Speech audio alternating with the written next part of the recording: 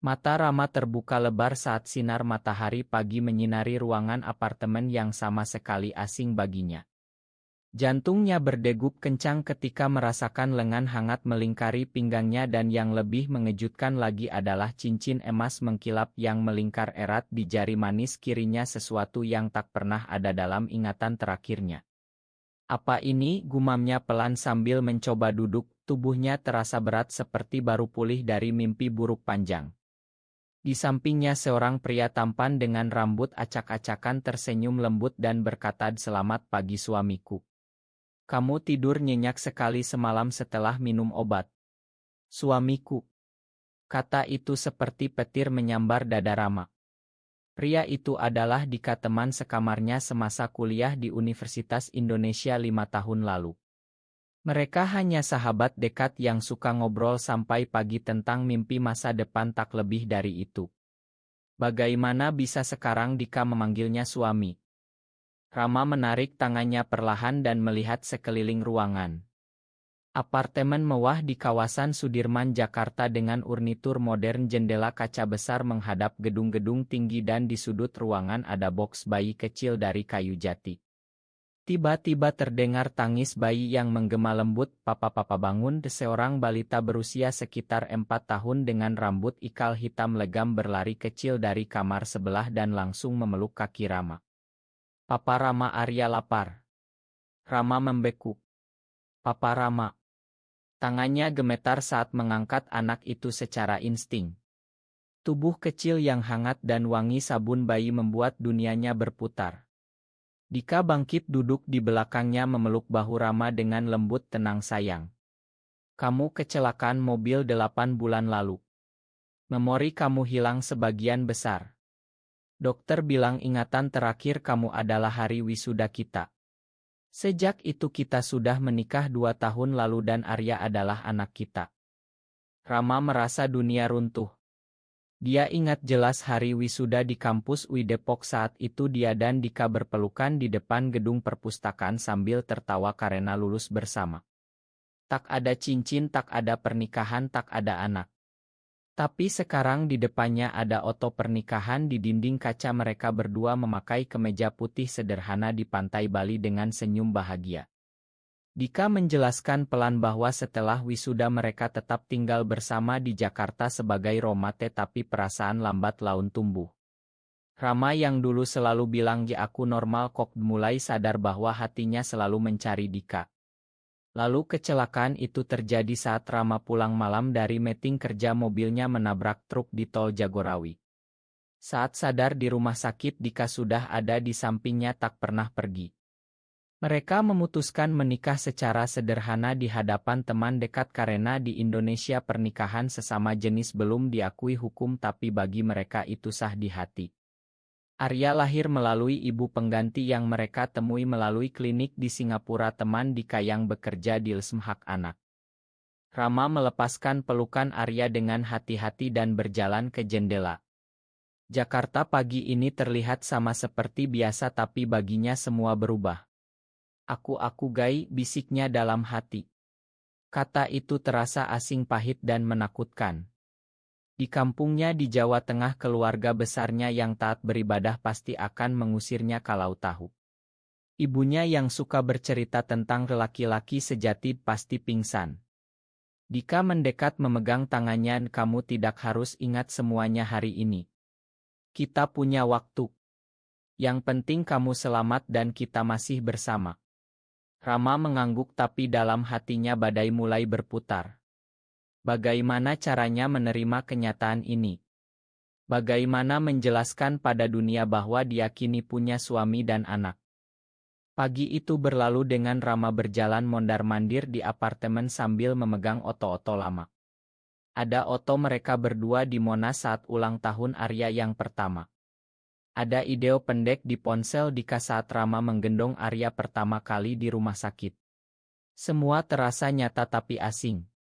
Saat makan siang, Dika memasak nasi goreng sederhana Aurit Rama dulu.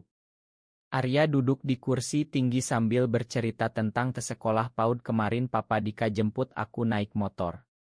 Rama tersenyum tipis tapi air matanya hampir jatuh. Malam harinya saat Arya sudah tidur, Dika duduk di sofa memeluk Rama pelan. Aku tahu ini berat. Tapi aku cinta kamu sejak dulu. Kalau kamu mau kita bisa mulai dari awal lagi. Rama tidak menjawab, hanya memandang langit malam Jakarta yang penuh lampu. Dalam hati dia bertanya-tanya apakah dia sanggup menjadi suami dan ayah yang baik atau ini hanya mimpi buruk yang akan hilang besok pagi. Pagi kedua Rama bangun dengan kepala masih pusing. Dika sudah menyiapkan sarapan roti bakar dan kopi hitam seperti kebiasaan lama mereka di kosan dulu. Arya berlari ke pelukannya lagi memanggil Papa Rama dengan suara riang yang membuat dada Rama hangat meski otaknya masih menolak. Hari ini mereka janji ke dokter Sarah di rumah sakit di Kuningan. Di mobil Dika memegang tangan Rama sepanjang jalan. Dokter bilang memori bisa kembali pelan-pelan. Jangan paksa diri. Di ruang praktik dokter menjelaskan dengan sabar bahwa amnesia retrograde seperti ini sering terjadi setelah trauma kepala. Rama mendengarkan tapi pikirannya melayang ke masa kuliah saat dia dan Dika sering belajar bareng sampai larut malam. Saat itu Rama selalu bilang kamu sahabat terbaikku Dik. Tapi sekarang dia tahu ada perasaan yang lebih dalam yang dulu dia kubur dalam-dalam. Setelah dokter mereka mampir ke kantor Rama di perusahaan marketing di Sudirman. Rekan kerja menyambutnya dengan pelukan hangat. Selamat kembali Rama. Kami kangen banget sama kamu dan Dika. Semua tahu tentang pernikahan mereka. Rama merasa seperti aktor yang lupa naskah. Di meja kerjanya ada foto keluarga kecil mereka bertiga di Pantai Ancol. Bosnya memanggilnya ke ruangan. Kamu ambil cuti panjang dulu ya. Fokus pulih. Proyek besar kita tunggu kamu. Rama mengangguk tapi dalam hati dia takut. Bagaimana kalau suatu hari semua tahu bahwa dulu dia menyangkal dirinya sendiri. Sore harinya telepon dari ibu Rama berdering. Nak Rama kapan pulang ke kampung? Lebaran nanti bawa pacar dong biar ibu kenal. Rama membekuk. Dika yang ada di sampingnya mengangguk memberi isyarat ceritakan pelan-pelan. Tapi Rama hanya bilang nanti bu kerja lagi sibuk. Malam itu setelah Arya tidur Dika dan Rama duduk di balkon apartemen. Dika bercerita bagaimana setelah kecelakaan Rama yang sadar pertama kali langsung mencari Dika dan bilang aku ingat aku cinta kamu. Rama mendengarkan dengan mata berkaca-kaca. Flashback mulai datang seperti potongan ilmu. Malam hujan di kosan saat Dika memeluknya pertama kali setelah Rama menangis karena ditolak promosi kerja. Hari mereka memutuskan adopsi Arya setelah melihat foto bayi itu di agen. Dan malam pernikahan sederhana di villa kecil di puncak hanya dengan 5 orang teman dekat. Rama merasa dadanya sesak. Aku takut Dik. Keluargaku agama masyarakat. Di Indonesia ini tidak mudah. Dika memeluknya erat, kita tidak perlu teriak ke dunia. Kita cukup bahagia di sini dulu. Arya butuh kita berdua. Rama mengangguk tapi malam itu dia tak bisa tidur. Dia bangun tengah malam melihat Arya tidur nyenyak di kamar kecilnya dengan boneka beruang yang dibeli Dika. Air matanya jatuh. Apakah dia pantas menjadi papa bagi anak ini? Apakah dia pantas mencintai Dika secara terbuka? Hari-hari berikutnya Rama mulai terbiasa dengan rutinitas baru. Pagi mengantar Arya ke PAUD di kompleks apartemen, siang bekerja dari rumah, sore bermain di taman kecil dekat Monas. Di taman itu Arya berlari-lari sambil tertawa ketika Rama menggendongnya tinggi-tinggi. Dika memotret mereka dengan senyum bangga. Untuk sesaat Rama merasa bahagia murni tanpa beban. Malam harinya setelah Arya tidur Dika menarik Rama ke sofa dan mereka berbicara panjang tentang masa lalu. Dika bercerita bagaimana dia jatuh cinta sejak hari pertama Rama pindah ke kosan dengan tas ransel lusuh dan senyum malu-malu. Kamu selalu bilang kamu suka cewek tapi matamu selalu mencari aku. Rama tertawa kecil pertama kalinya setelah kecelakaan. Tiba-tiba teman kuliah lama bernama Budi muncul di kai dekat kantor. Budi yang dulu paling dekat dengan mereka berdua memeluk Rama kuat, bro. Akhirnya kamu balik. Aku dengar kamu sudah nikah sama Dika. Keren banget. Tapi di mata Budi ada sesuatu yang aneh. Malam itu Budi chat ke grup kuliah lama Rama dan Dika beneran gaya. Kok bisa punya anak? Rama melihat chat itu secara tidak sengaja di ponsel Dika. Dadanya panas. Tekanan mulai terasa. Besoknya di kantor ada bisik-bisik halus dari rekan kerja yang biasa ramah. Satu orang bahkan bertanya, kamu yakin ini jalan yang benar Rama? Keluargamu tahu. Rama pulang dengan hati gelisah. Di rumah Dika memasak sup ayam auritnya. Arya duduk di pangkuan Rama sambil bercerita, hari ini guru bilang aku punya dua papa paling keren. Rama tersenyum tapi matanya basah. Malam itu mereka bertiga tidur bersama di kasur besar, Arya di tengah. Rama memandang Dika yang tidur lelap dan merasa untuk pertama kalinya bahwa mungkin ini bukan mimpi buruk. Mungkin ini rumahnya yang sebenarnya. Tapi di luar sana dunia Indonesia dengan norma-norma ketat masih menanti untuk menghakimi. Akhir pekan itu keluarga Rama datang tiba-tiba dari kampung.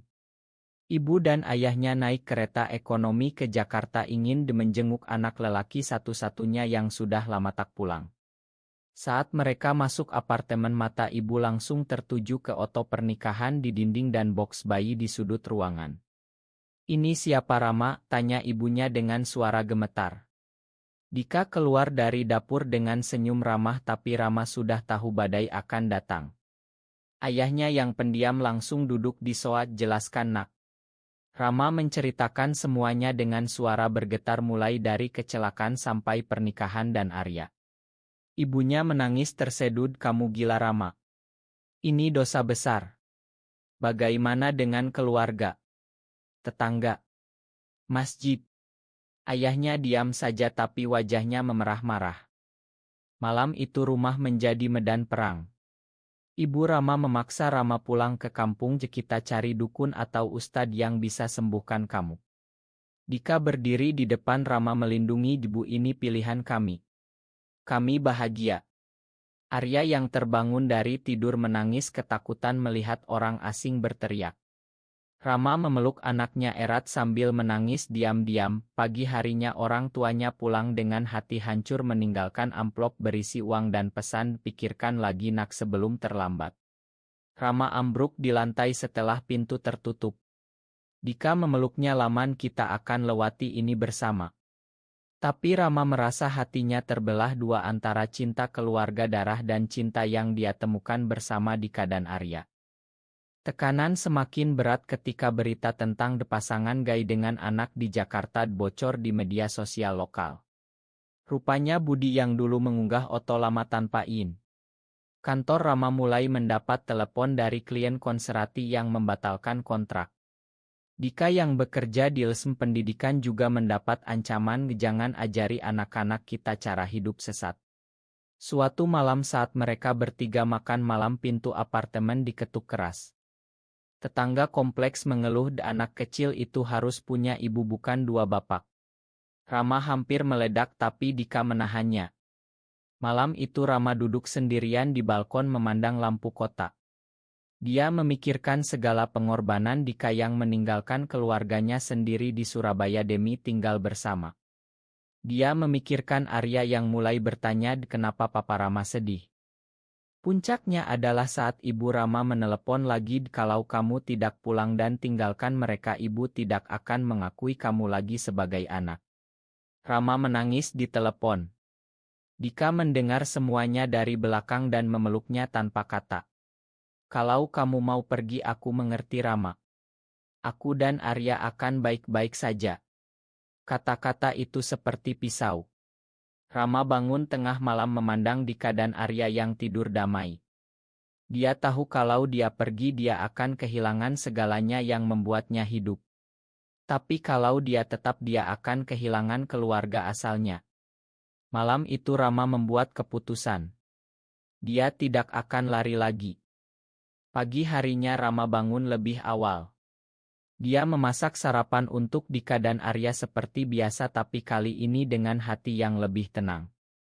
Saat mereka duduk makan bersama, Rama memegang tangan Dika dan berkata, "Aku tidak akan pergi kemana-mana. Kita keluarga ini. Aku pilih kamu.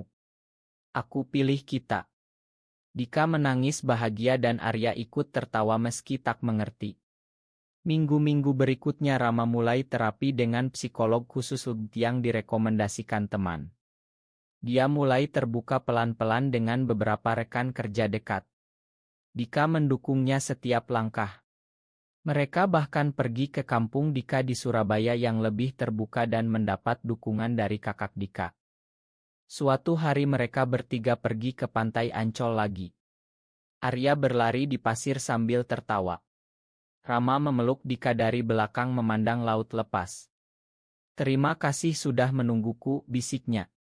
Dika membalikkan tubuhnya dan mencium kening Rama lembut. "Kita pulang ke rumah kita."